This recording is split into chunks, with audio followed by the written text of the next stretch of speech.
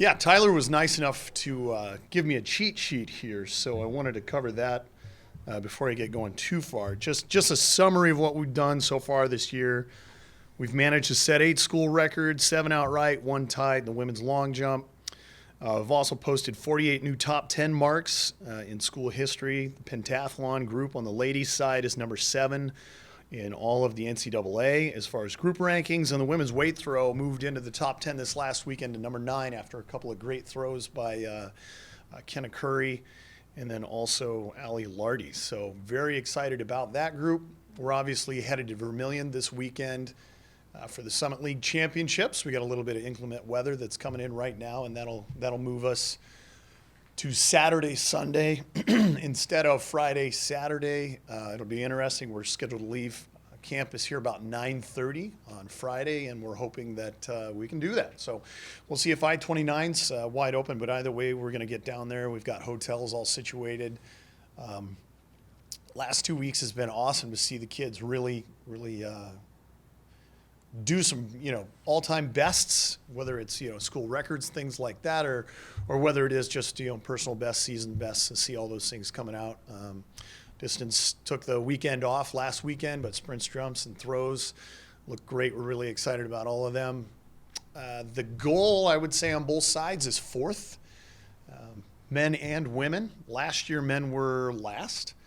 And I would attribute a lot of that to just transition. You get in and you take over a team, you have to figure out who you have, what their skills are. Also gave us a great opportunity to do some recruiting, bring in some new people to the program. Women's side, we were 5th last year, so 4th would be an improvement on that. I kind of look at the standings right now. I think we're pretty comfortable with being able to do that.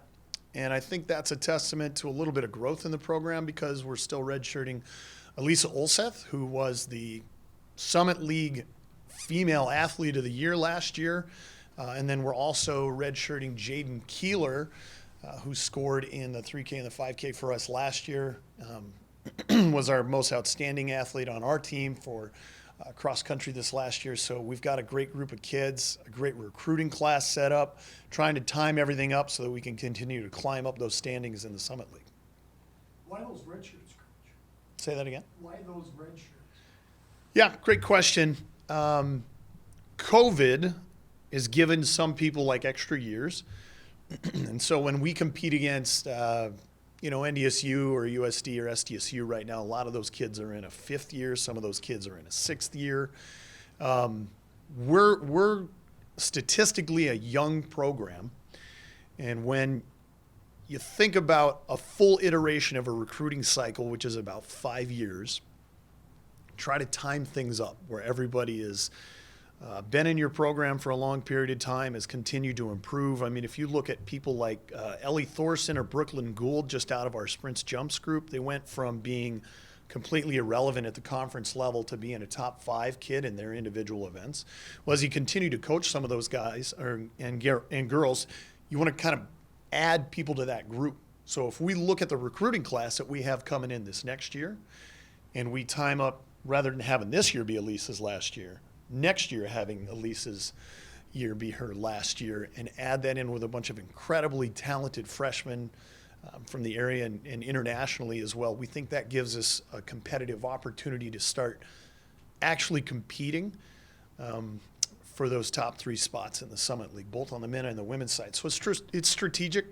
Our goal is to try to put together the best team. It's kind of just looking into the future and thinking about what we'll have and what everybody else won't have. And then also, kids in their 5th year with you are way more impactful than in their 1st year. So that's kind of like a Jaden Keeler. We're giving her an opportunity to continue to develop aerobically and get a little bit better. If you look at a person like Luke Labatt and how much he's developed from last year to now, he was scoring some points last year, but now I would say arguably he's one of the top 3 distance kids in the entire league. And you can maybe make the argument that if the cards fall right, he's the best kid in the league right now. And that's saying something because SDSU has done a great job with the distance kids that they have in their program. Would you say you're on track? Pardon the pun. Good job, Ryan. That was a great pun right there. But in terms of being in kind of year 2 and kind of the way you want to trend and, you know, with your trajectory where you want to go? Do you feel like this is, like you're where you'd like to be at this point? Yeah, and I think I'm finally comfortably with saying that we've talked about facilities in the past. We've talked about, the academics of the institution. We've had a full year of recruiting to be able to go out and see what can we attract and who can we get to come to the institution. And I would say that, in the next 4 to 5 years, my expectation is that we compete for Summit League championship at some point, especially on the women's side. Now, that being said, there's some really good teams in our league. If you look right now, I think South Dakota is ranked somewhere in the top 25 on the women's side. North Dakota State's been ranked top 25. SDSU has obviously got some great athletes on their team and have had some great team success. But I'm really comfortable with saying that we have, number one, the best facility in the entire league. And number two, we've got incredible support here as an institution where I think that in the next 5 years we're going to be in that conversation. So last year was really about figuring out who we are and really learning the institution, learning the state, trying to figure out what can we get from a recruiting standpoint. This year we've had a great recruiting class. I'm maybe working on one, maybe two more athletes to add to that group on both sides, and then we're kind of buttoning that up and starting to work on juniors for this next year.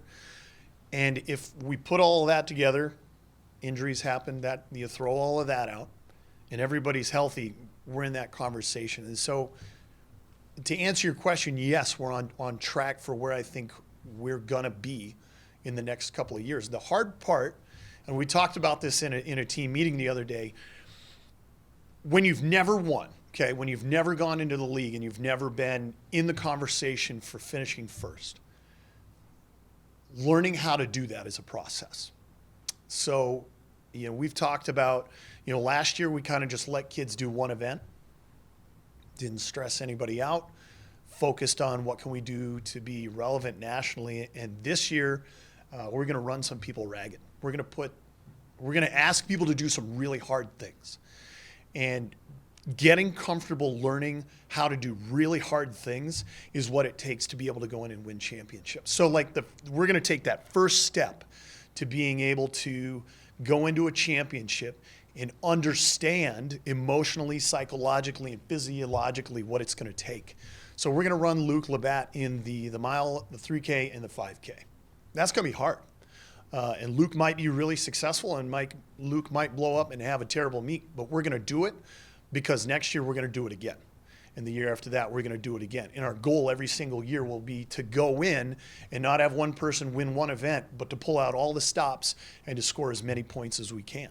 And so part of that is just preparation for getting to the same place where some of our neighbors to the south have been for the last 10, maybe even 20 years. And it's really developing culturally that belief in the group of kids that we've got, that they're going to be willing to go out there and battle and do some hard stuff and manage adversity, because there's no track meet, there's no basketball game, no football game that goes perfectly. Okay? Question is going to be, how are we going to respond when things are a little bit difficult? So this is going to be that first step.